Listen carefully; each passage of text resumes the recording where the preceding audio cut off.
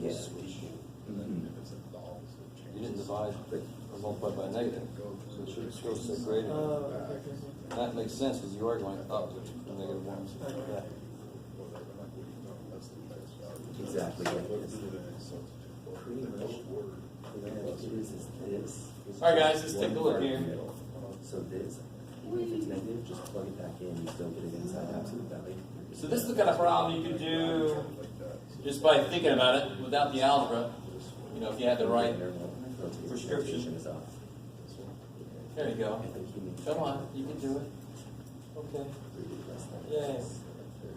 Because what does this really mean? I want the distance between number and 4 to be 3. So you can just, you know what it's going to be. What's 3 up from 4? Uh-oh, okay, maybe we don't like that way. It's fine. You don't have to be able to do it that way, to be honest. That says the distance between a number and 4 is 3. So what is 3 above 4? 7. What's 3 below 4? 1. So those are the answers you should be on.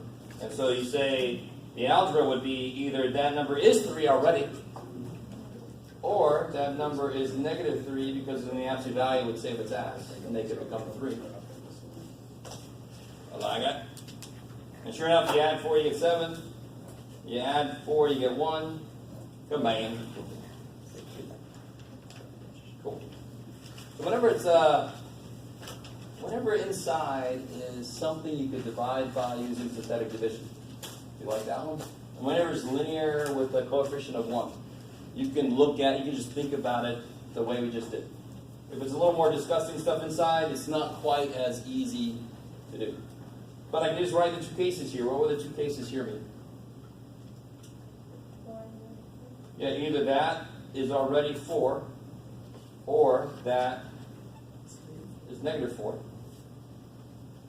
So then subtract 6, you get negative 2 divided by negative 5, you get 2 fifths. I like it. Or, yeah, subtract 6, you get negative 10 divided by negative 5, you get 2. And you can check these like any equation. Yeah. I like it. And then this guy, of course, you got to do a little cleanup first, right? So subtract 3, divide by negative 2, you end up, I isolate my absolute value. I'll end up with 5 there. Cool. Negative 10 divided by negative 2. And then my two cases, either that is 5 already, or that is negative 5, subtract 1, divide by 3, you get 4/3. Oh, first you have to clean it up. Totally. Hell yes. Definitely. No, before you make that negative 7. No, yeah, you can't say that this equals negative 7 or this equals 7. So I wouldn't do minus 3 plus negative 7. How do you mean? Sorry. Yeah, you got to do minus 3. You get negative 10. And then divide by negative 2, that's where I got the 5 from. You have to get the absolute value by itself first, or else I can't apply the idea. If I know the absolute value of something is 8. I got the right answer. I'm just looking at it. Well, let's see. Here. Yeah. She got 5. Oh, wait a minute. Oh, yeah, I haven't got the other answer yet. Let's see if the other answer gets the same. No. So you get x. So you get subtract 1, negative 6, divide by 3, you get negative 2. So a whole other way to do this problem, I'm just going to show you this once, is to not even, is either the absolute value of 3x plus 1 is 3x plus 1, or the absolute value of 3x plus 1 is negative 3x plus 1. That is a whole other valid way to do it. But that just looks gross. That's all shit. And I'd rather... So there's a whole other way to teach this right there. So I don't know if you guys see that, and you're like, oh, that makes so much more sense than what this crazy dude's saying. Do it that way. I don't care. Because that's valid. Because what is the absolute value of x? You guys remember? Absolute value of x is negative x or x, right?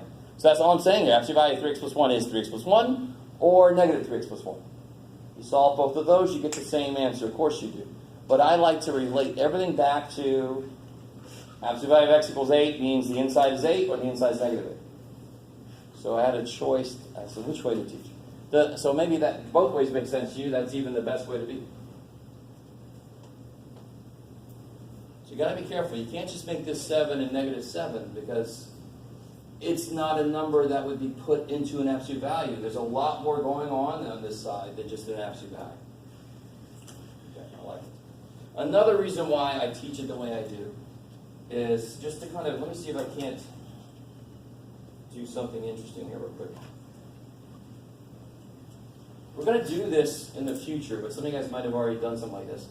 To solve this equation, I have to get 3x plus 1 squared by itself because then I can take square root of both sides. So this idea of isolating where my variable is stuck. It's stuck in absolute value, isolate it, write two cases. It's stuck in a squared thing, isolate it, take a square root. It's stuck in a square root, isolate it, square both sides. I mean, this whole idea of isolate and then kill what it's stuck in. That's an idea that just runs through all of these equations. So I like to make that just the way you approach these things. There's always other ways to do stuff. Always. Okay. So you got 4/3 and negative 2. Whichever way you did that one. What about this guy here? How do I rewrite this here?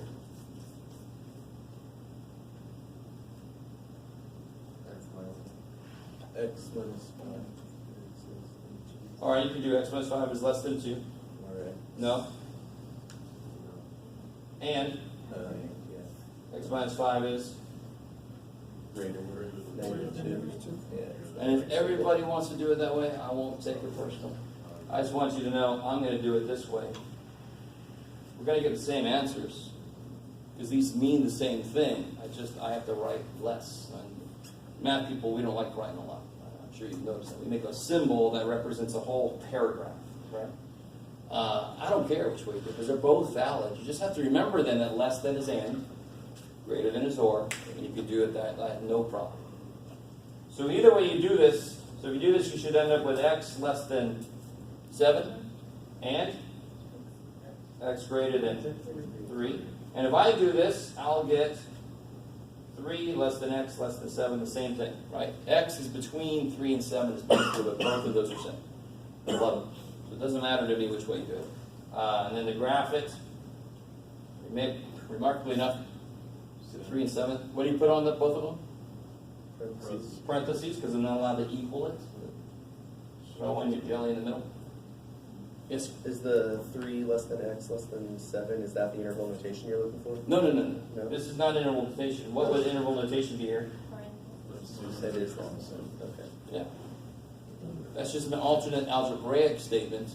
This is the visual graph, and that's the interval notation. I like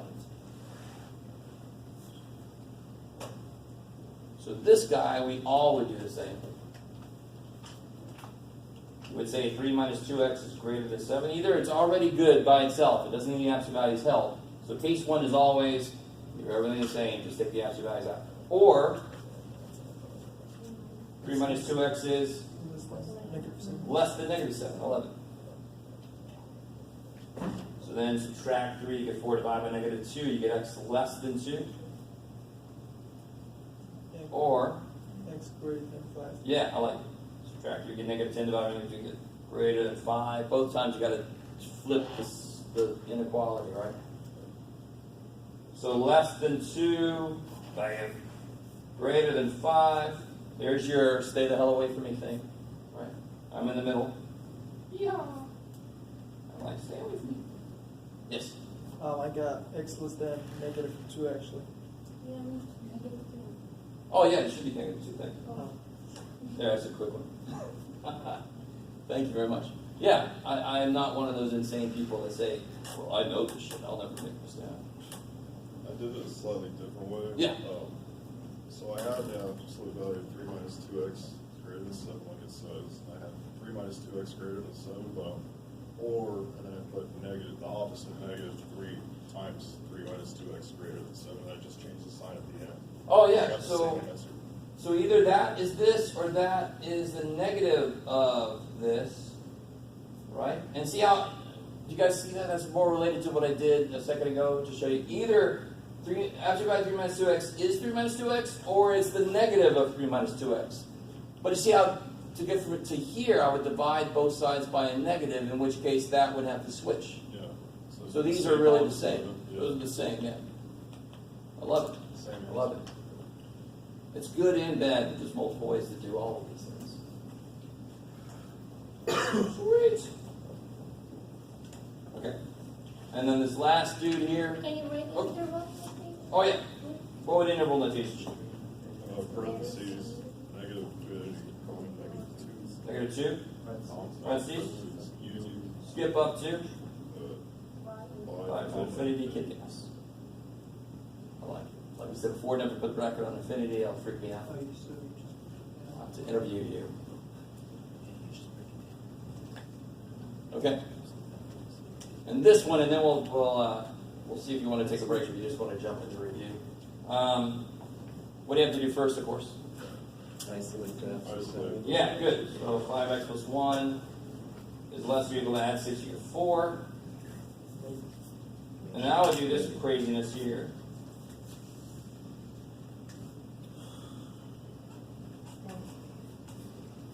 Right, which captures the two cases you would write.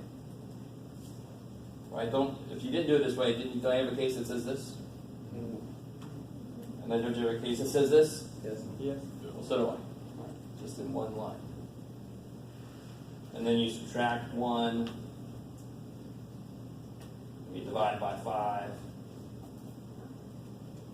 So we all should have ended up in the same place. Sandwich between -1 and 3/5. What do I put on those? Brackets. Brackets. Solve that.